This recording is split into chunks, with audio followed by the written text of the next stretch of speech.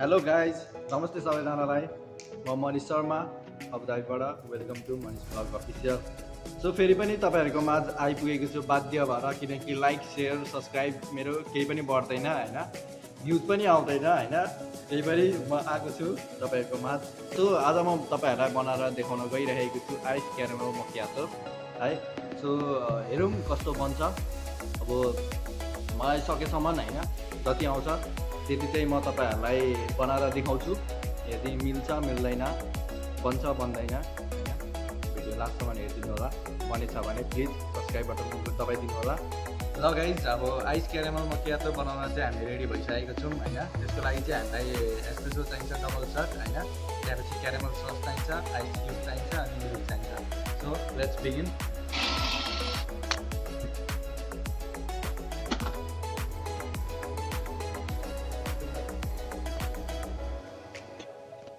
Caramel चाहिन्छ हामीलाई 45 ml 45 ग्राम। So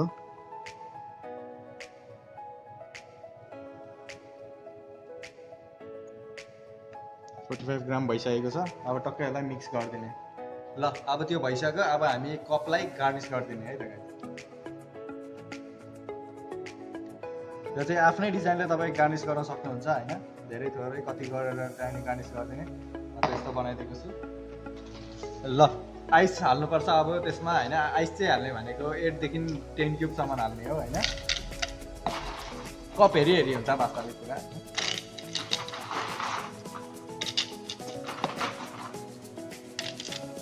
अब यसमाथिबाट हालिदिने मिल्क चाहिँ कपको लाइक यति टाइपको हालिदिँदा हुन्छ। यो पनि हाल्नुपर्छ बादमा। त्यसबाट अब टक्क मिल्क हालिदिने। यति मिल्कले पुग्छ जस्तो लाग्दैछ मलाई चाहिँ है। सो अब यसमाथि हालिदिने।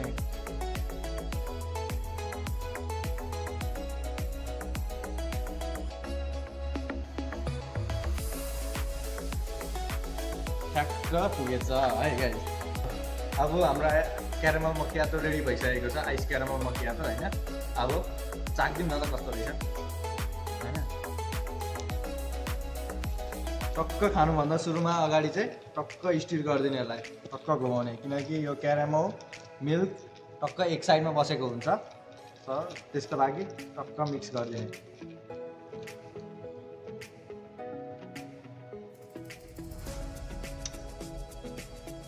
दामी छ है गाइस है। मलाई तपाईँ पनि ट्राई गर्नु।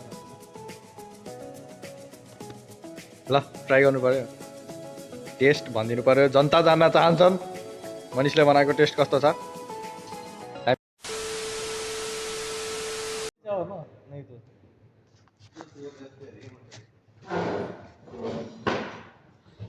आवाज आउँदैन नि त फेरि, थाहा होला नि त। आवाज नहीं आएगा ना, ऐसे करेगा तो थोड़ा जोर से बात करो ना। थोड़ा ऐसे चिल्ला आएगा, उधर से खाली कोई भी आएगा। नहीं कोई नहीं है। Hello guys. सो फेरि पनि आइपुगेको छु लाज पचाएर। फेरि पनि आइसकेको छु म तपाईँहरू माझ। केही आफ्नो करतुत खुलासा गर। 100 वटा फोटो चाहिँ नेन्सेट गरेर एउटा फेसबुकमा हाल्नु भनेको पनि अपराध हो।